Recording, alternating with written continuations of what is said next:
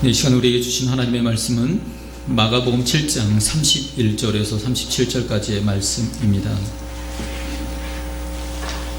신약성경 65면에 있는 말씀입니다.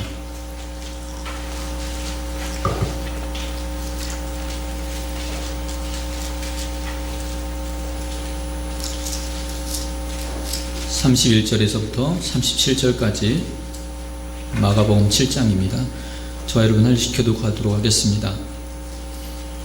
제가 먼저 읽겠습니다. 예수께서 다시 두로 지방에서 나와 시돈을 지나고 데가볼리 지방을 통과하여 갈릴리 호수에 이르시매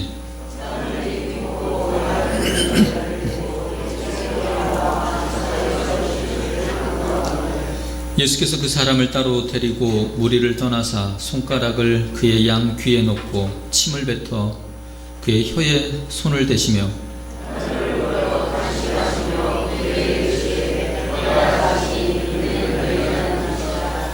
그의 귀가 열리고 혀가 맺힌 것이 곧 풀려 말이 분명하여졌더라.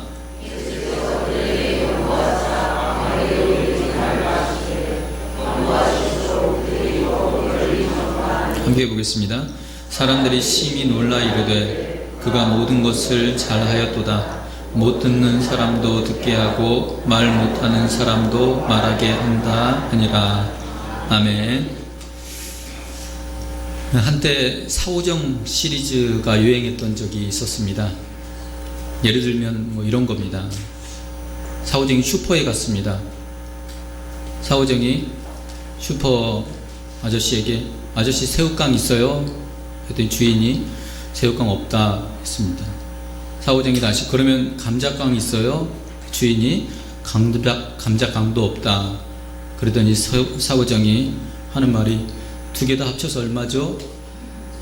별 셈이 없죠. 이런 겁니다. 하나 더 할까요? 사오정이 공부를 죽어라 열심히 해가지고 말도 안 되는 것 같지만 교사가 됐습니다.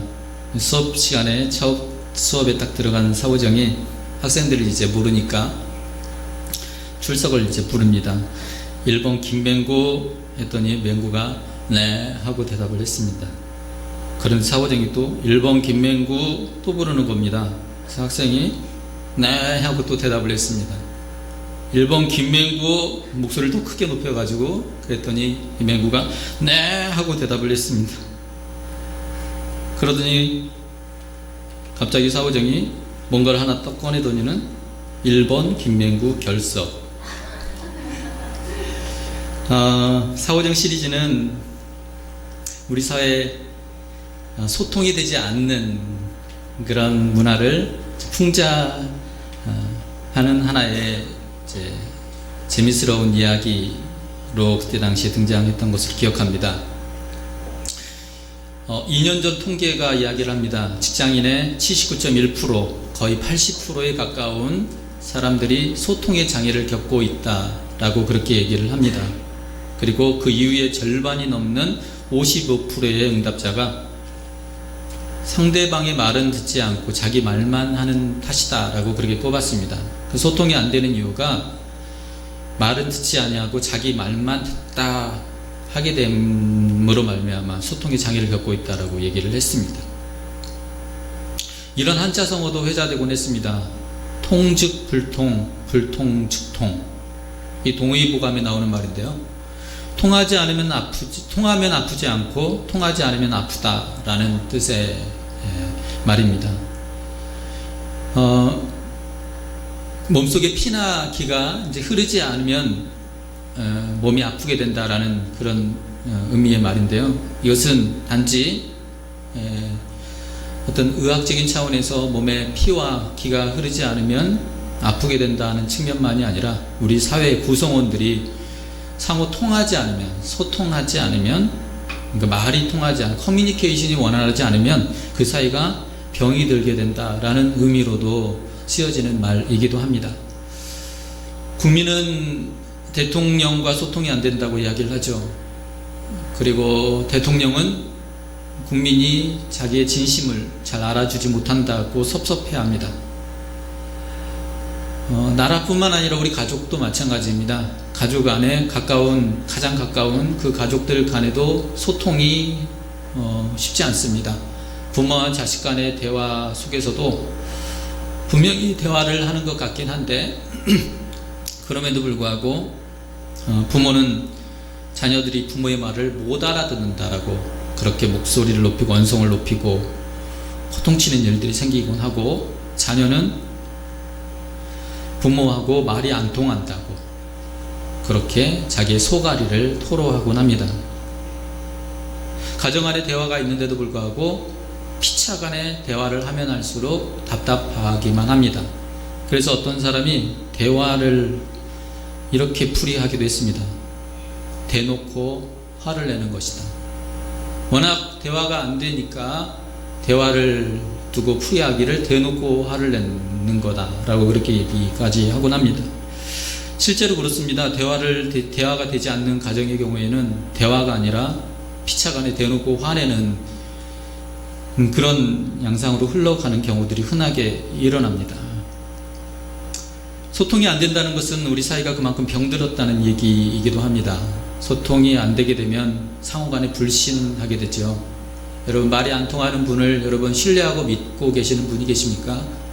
아마 그렇지 않으리라고 생각합니다. 대화가 되지 않으면 피차간에 불신하게 되고, 불신은 미움으로 자라게 되고 그것이 불평과 불만을 키워가는 하나의 원인이 되기도 합니다.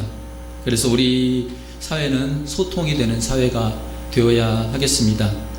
서로의 말에 진심으로 귀를 기울여주는 그런 사회가, 그리고 그런 관계가 되어야 되겠습니다. 마음을 서로 간에 이해해 줄 수 있어야 되겠습니다. 서로의 불신을 해소하고 그리고 서로 끌어안고 상호 관계가 회복되는 그런 사회가 되어야 되겠습니다. 그렇게 되면 사회가 행복해지고 그리고 가정이 또 교회가 행복한 곳이 되리라고 생각합니다. 우리 옆에 분과 한번 손을 잡아주시면서 이렇게 인사하도록 하겠습니다. 내 마음 알지? 이렇게 한번 인사하겠습니다.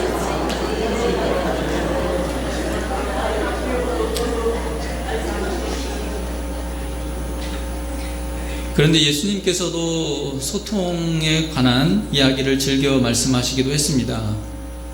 예수님께서 이사야 선지자가 예언했던 말을 인용해서 말씀하시기를, 당신이 그렇게 당신을 따르는 무리들에게 얘기를 했는데도 불구하고 이 말이 통하지 않으니까 하시는 말씀에 이사야 선지자가 익히 예언하여 이르기를, 듣기는 들어도 깨닫지 못하며 보기는 보아도 도무지 알지 못하도다 라고 그렇게 당신의 마음을 토로하곤 했습니다. 이사야 선지자가 그때 당대 시대에 그런 불통을 두고 이렇게 예언을 했는데, 예수님 시대에도 역시나 불통은 그때나 다름이 없었다라고 그렇게 그 시대의 예언을 인용했던 것이죠.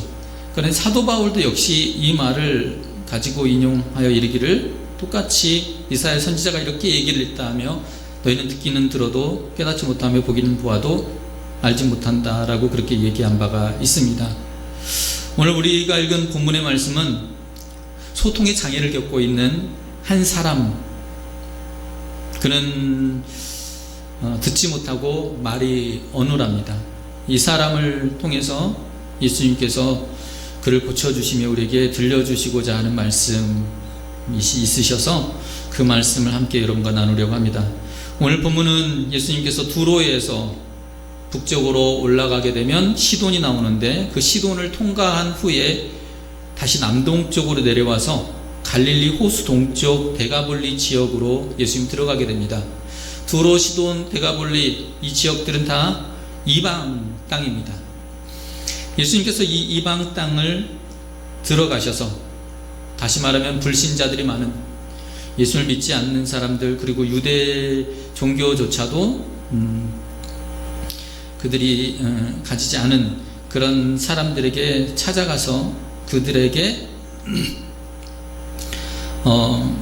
이제 고쳐주시는 사건인데요. 오늘 읽은 말씀은 마가복음의 말씀이고요.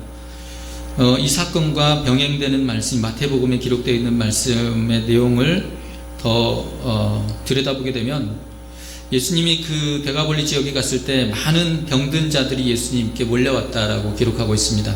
그 대상들은 절뚝발이, 불구자, 소경, 맹인, 그리고 말 못하는 벙어리, 그리고 기타 여럿을 예수님께 데려왔다라고 그렇게 기록을 하고 있는데요.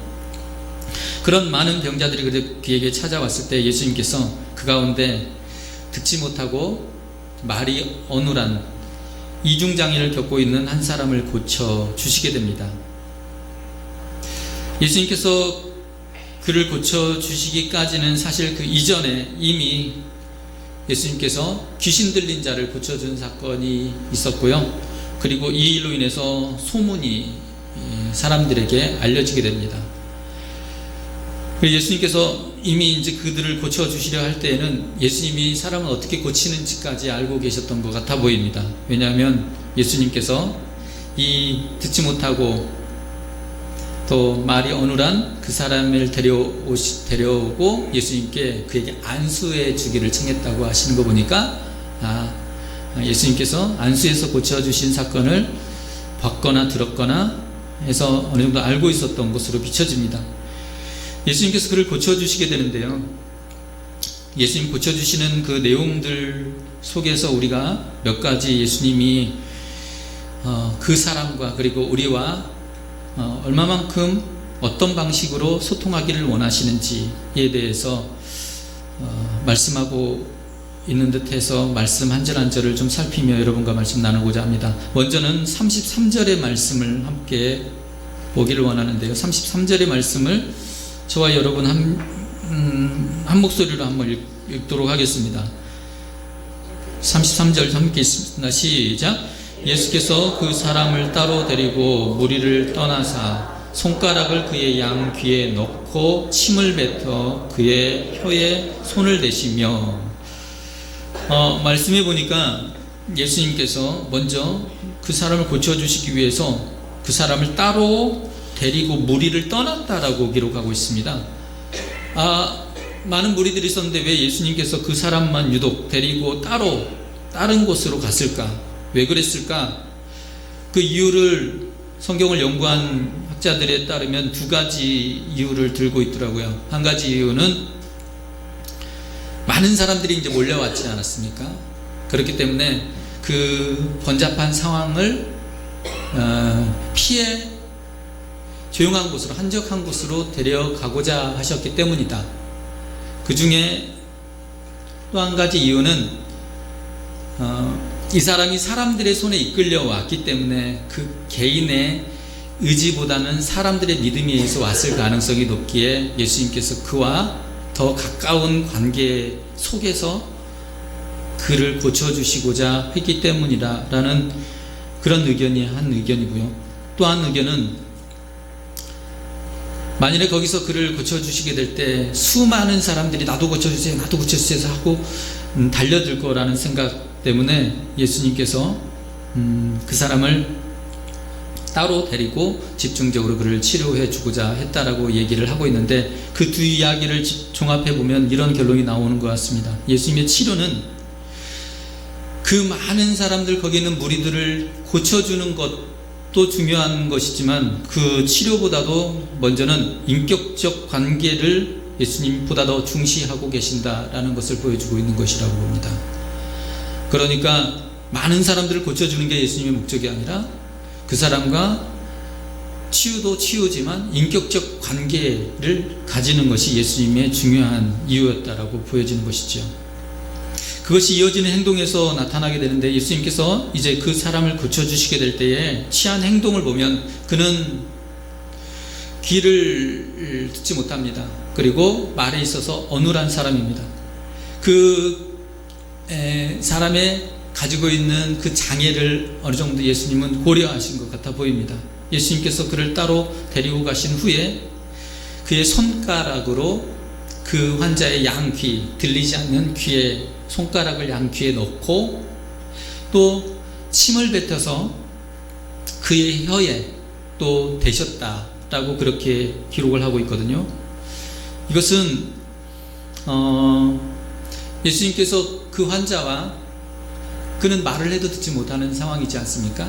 그러니까 말 대신 우리는 누군가 만나서 때론 상담을 할 때도 있고 또 함께 얘기를 나눌 때도 있습니다. 상담을 할 때는 그 사람의 마음을 만져줘야 되는 상황이고, 그리고 얘기를 나눌 때는 서로의 의견을 교환하는 자리이죠. 그것은 말과 말의 소리를 교환하는 것이 아니라 말이 가지고 있는 의미를 교환하는 것이죠. 상담도 마찬가지이죠. 상담도 그 사람 말하는 이야기를 듣고 내 이야기를 들려주는 것이지만 실상은 그 사람의 말을 듣는 것이 아니라 그 사람의 마음을 듣는 것이 상담이죠. 예수님께 있어서 이 사람을 고치는 것도 역시 마찬가지이죠. 그 사람은 듣지 못하는 상황이기 때문에 예수님께 말을 건네지를 못합니다. 말을 건네지 못하니까 예수님의 당신의 마음을 그에게 전하고자 하는 그런 액션으로 예수님께서 손을 사용하셔서 그의 귀에 대시고 또 침을 뱉어 혀에 되셨던 모습을 보여주고 있는 것이죠. 예수님은 지금 그와 인격적 관계를 가지기를 원하시는 겁니다. 침을 뱉었다라는 것은 그때 당시에 민간요법으로 사용했던 하나의 그때 당시의 치료 방법이었다고 이야기를 합니다. 예수님은 침을 뱉어 그를 고치고자 했던 것은 예수님이 사실 침의 효력이 그를 고치는 효력을 가졌기 때문에 침을 뱉어 그를 고치려 했던 것으로 보여지지는 않아요. 왜냐하면 예수님은 말씀 한마디로도 고치실 수 있으시거든요. 안수하셔서도 고치실 수 있습니다. 그냥 예수님이 능력을 그에게 베푸시면 낫는 것이죠. 그런데도 불구하고 당대의 사람들이 알고 있던 민간요법을 마치 치료 방법인 듯 예수님이 사용하시는 걸 보면 그와 예수님과의 마음과 마음의 뜻과 뜻의 교감을 이루고자 원하셨던 예수님의 그 모습을 보여주고 있는 것이죠. 예수님이 그 모습을 보면서 우리에게 들려주고자 하시는 주님의 마음의 음성은 당신은 이 사람을 고쳐주는 것보다 더 중요한 게 그 사람의 마음을 만져주는 것, 그리고 마음과 마음의 교감을 가지는 것이 예수님께서 더 중요하다고 봤던 것으로 보여집니다. 실상 그렇습니다. 치유보다 더 큰 이적은 예수님의 인격이자 예수님이 그를 향한 마음, 다시 말하면 사랑이죠. 우리는 하나님과의 관계 속에서 신앙생활을 하는 과정 속에서 우리는 하나님께 얻고자 하는 많은 것들이 있습니다. 몸이 아프면 하나님 고쳐달라고 얘기를 합니다. 문제 있으면 문제를 해결해달라고 요청합니다. 그리고 삶이 어려우면 하나님 내 삶이 어렵습니다. 삶을 풍족하게 해주십시오라고 그런 기도 제목을 가지고 하나님께 기도합니다. 그리고 하나님은 우리의 속 사정을 잘 아셔서 그 개인이 가지고 있는 사정 하나하나를 다 들어주시기를 원하십니다. 그리고 또 들어주시기도 하십니다. 그런데 그 과정에서 주님이 가장 바라시는 건 우리의 필요를 채워주시지만 하나님 채워주시는 그 과정을 통해 당신의 우리를 향한 마음을 우리에게 주시기를 더 원하시는 것이죠. 우리의 신앙생활에 하나님과 우리와의 관계 속에서의 소통의 약간 부재 영역이 이런 영역이지 않나라는 생각을 좀 하게 됩니다. 우리는 하나님 앞에 우리의 필요를 가지고 나오는데 항상 주님은 우리를 보시며 당신이 보시는 우리의 필요를 가지고 우리에게 다가오신다라는 겁니다. 그래서 때론 우리의 필요를 하나님 앞에 달라 하여 우리의 필요를 얻어 가지고 가지만 주님이 우리가 필요로 하는 그 필요를 채워주시는 것을 우리가 받아가지 못하는 경우들도 종종 있곤 하다라는 생각을 합니다. 오늘 본문의 사건은 우리에게 그것을 다시 한번 깨우쳐 주시는 모습인 듯 싶습니다. 주님은 우리에게 우리의 필요보다 근본적으로 주님이 우리를 보시며 우리의 필요를 보시고 채워주시고자 하시는 주님이 채워주시는 것들을 우리가 받아 누리는 것이 주님과의 온전한 소통인 줄 믿습니다. 예수님에게는 많은 능력이 있으십니다. 그리고 그 능력으로 예수님 수많은 기적을 행하셨지만 예수님의 기적에 있어서 가장 큰 기적은 저는 사랑의 기적이라고 믿습니다. 예수님이 수많은 병자들을 능력으로 고치셨지만 예수님의 능력에 있어서 가장 큰 능력은 십자가의 능력이지 않나라는 생각을 합니다. 그런데 그 십자가의 능력은 예수님의 전능하신 그 능력을 사용하시지 않으신 전적인 하나님의 예수님의 마음에 있으신 우리를 향한 사랑으로 십자가를 통해 당시의 능력을 우리에게 보여주신 것이죠. 예수님과 우리와의 관계 속에서 가장 큰 능력, 우리에게 베푸시는 가장 큰 이적은 그분의 사랑인 줄 믿습니다. 그래서 우리는 주님께 나아갈 때 그 사랑을 갈망하며 나아갈 수 있기를 원합니다. 그리고 그 사랑을 받은 이는 예수님의 수많은 능력을 경험한, 그 능력 이상의 능력을 경험한 놀라운 회복의 사건을 우리가 누리게 된다는 것이죠. 예수님이 사랑이 중요하다는 것을 다시 한번 강조하시기를 그 이어지는 말씀 34절의 말씀의 그 모습에서 우리에게 보여줍니다. 34절의 말씀도 한번 같이 읽도록 하겠습니다. 함께 읽겠습니다. 시작. 하늘을 우러러 탄식하시며 그에게 이르시되 에바다 하시니 이는 열리라는 뜻이라. 예수님께서 그를 고쳐주시기에 앞서 하늘을 보시고 탄식하셨습니다. 이 탄식이라고 하는 것은 불쌍히 여기는 마음을 뜻하는 단어인데요, 불쌍히 여기는 마음이라서 비롯되는 신음에 가까운 고통의 소리를 탄식이라고 합니다. 예수님은 지금 그 이중 장애를 겪고 있는 그 사람을 보며 주님은 불쌍히 여기는 마음을 가지고 계십니다. 그런데 그 불쌍히 여기는 마음은 간혹 우리가 불쌍히 여긴다 하며 실수를 범하는 연민과 동정과는 좀 다른 것입니다. 예수님은 그 사람을 동정하고 있는 것도 아니고 그 사람을 향한 연민을 가지는 것이 아니라 탄식하셨다는 것은 그 사람의 고통과 예수님이 함께 연결되어 있다는 이야기입니다.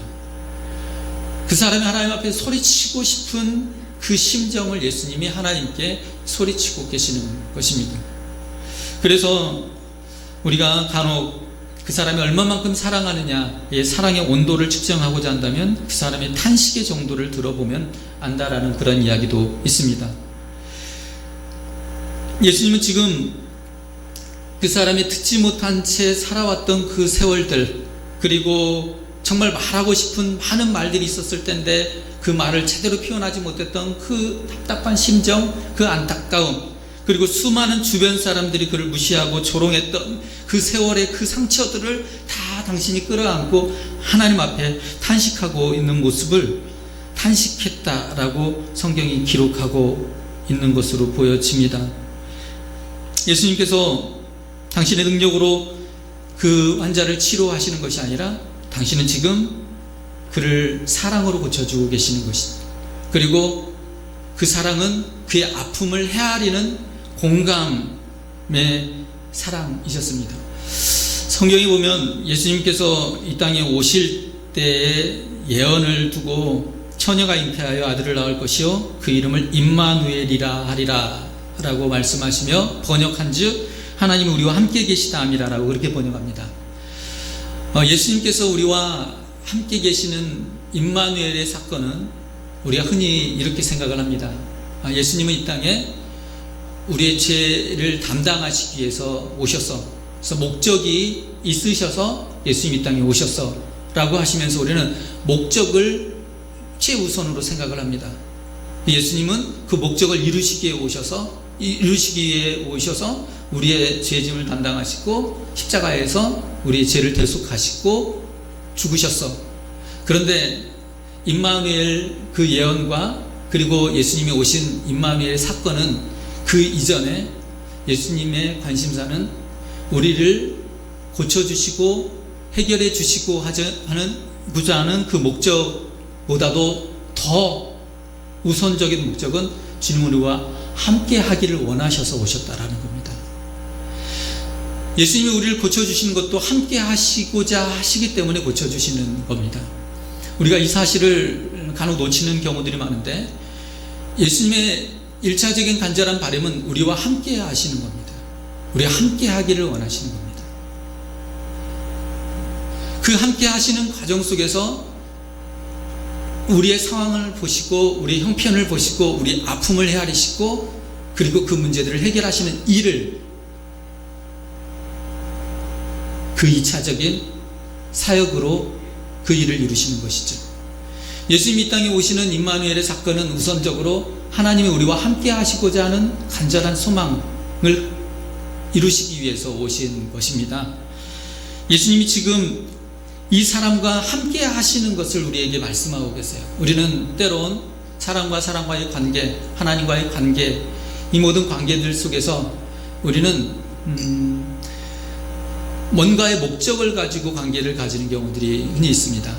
하나님을 믿는 것도 우리가 목적을 가지고 있기에 그 목적을 위해 하나님을 믿는 경우들도 있고요. 그런데 하나님은 그러시는 것 같습니다. 하나님은 우리와 소통하는 소통의 방식을 보게 되면 하나님은 목적을 이루기에 앞서 우리와 함께 하기를 원하시는 것이 가장 우선한 목적이었다라는 겁니다. 우리와 하나님과의 관계에 있어서도 마찬가지로 저는 생각합니다.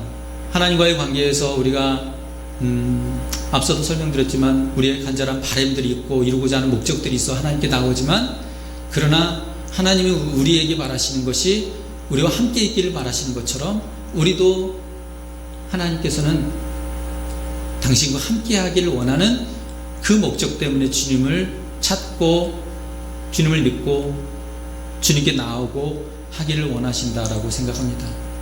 여러분, 만일에 우리가 하나님에게서 뭔가를 얻을 수 없는, 하나님이 뭔가를 가지지 않는 분이라 하면 과연 우리는 하나님을 믿고 있을까, 혹은 하나님과 사귀고 있을까 하는 질문을 그냥 생뚱맞는 질문이면 던져봅니다.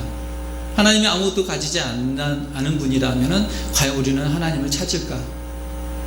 그런데 하나님은 우리가 뭔가를 가져서가 아니라 우리와 함께 있기를 원하는 그 목적 때문에 임마누엘, 가까이 하시는 것처럼 우리도 하나님이 우리에게 뭔가 이루어 주시는 게 있기에가 아니라 하나님 그분과 함께 있기를 원하는 마음에 하나님을 찾기를 하나님 원하실 줄 믿습니다. 예수님께서는 그 사람을 그렇게 고쳐주시면서 마지막 외치셨던 말이 에바다라고 외치셨습니다.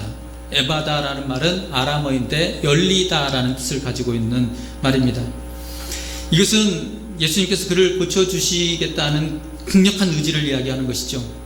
그런데 이 말씀은 귀가 열리라는 의미에서 에바다라고 외쳤던 것이고, 또 혀가 풀려 말이 열리기를 원하는 뜻에서 에바다라고 외치셨는데, 이것은 그 환자가 가지고 있는 형편 차원에서의 해석이 아니라 예수님께서는 이사야서 35장 5절의 말씀에 보면 이런 예언이 있습니다. 메시아가 행하실 이루실 이 일에 대해서 예언하기를 맹인의 눈이 밝을 것이며 못 듣는 사람의 귀가 열릴 것이며 말 못하는 혀가 노래하리니 라는 예언의 말씀이 이렇게 있습니다. 다시 말하면 에바다라고 말씀하시는 것은 듣지 못하고 말하지 못하는 그 사람의 그 장애를 고쳐주겠다는 그 의지임과 동시에 인간이 가지고 있는 본질적인 문제를 해결하시겠다 하는 그런 의지적인 말씀이신 겁니다. 그래서 그 환자를 향하여 에바다라고 외쳤지만 이 에바다는 우리를 향하여 외치는 음성, 주님의 음성이기도 합니다. 저와 여러분을 향하여 외치는 음성인 것이죠. 에바다, 열리라 라고 그렇게 말씀하고 계시는 겁니다. 하나님과의 관계에 있어서 닫혀있는 인생은 결코 행복한 인생일 수 없을 겁니다. 또한 우리의 삶에 있어서도 마찬가지죠. 마음이 닫혀있는 생활이란 건강한 생활이라 할 수 없겠죠.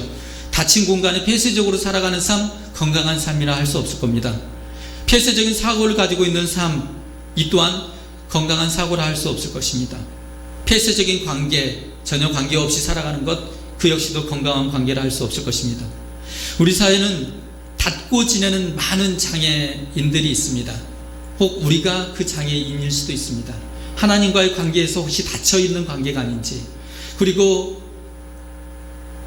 우리 이웃과의 관계에서 혹은 닫혀있는 그런 장애를 가지고 있는 삶은 아닌지, 오늘 예수님은 그의 청각의 장애를 해결해 주십니다. 그런데 이 청각 장애는 우리가 한번 고민해 봐야 할 부분이 있습니다. 듣지 못하는 것이 청각 장애이죠.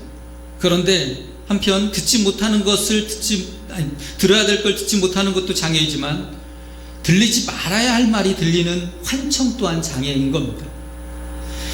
특별히 우리 사회의 치명적인 장애 중에 하나는 들어야 될 말을 듣지 못하는 장애와 더불어 듣지 말아야 할 말들을 막 들려오는 그러한 장애, 이중적인 장애를 우리는 안고 살아가기도 한다라는 생각을 합니다.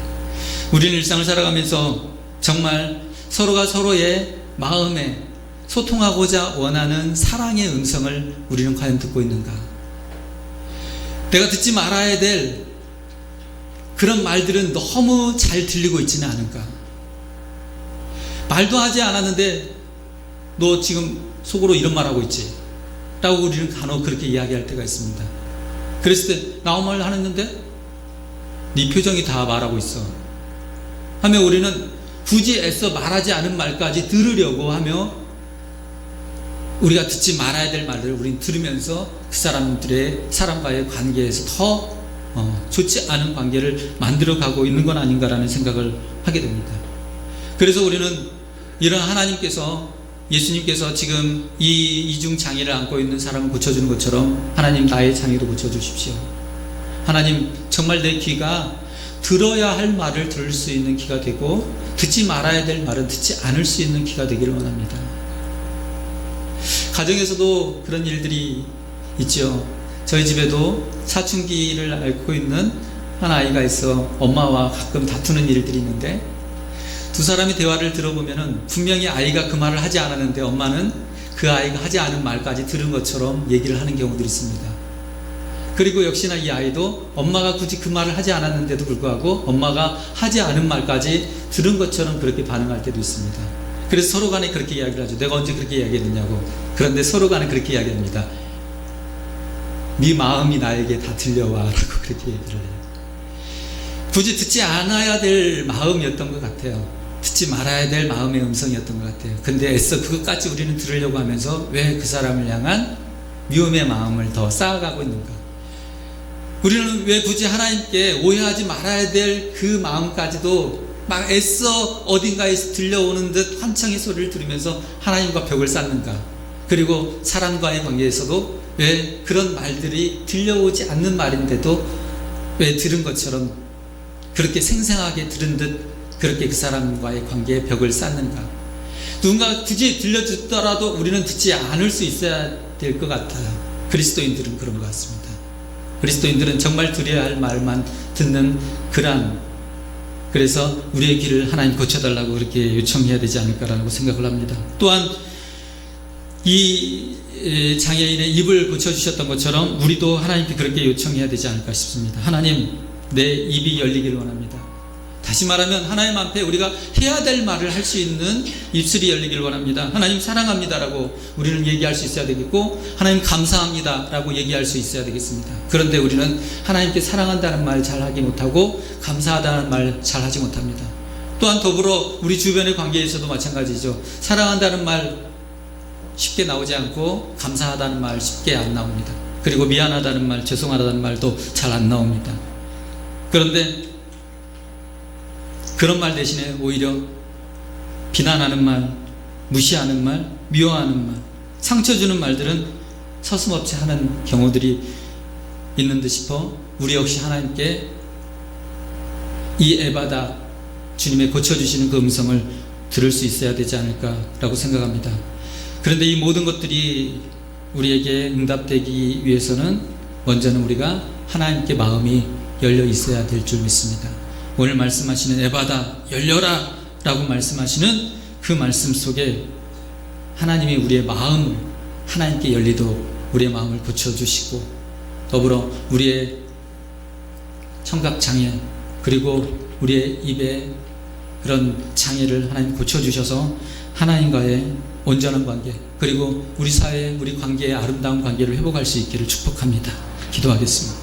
존귀하신 아버지 하나님, 감사합니다.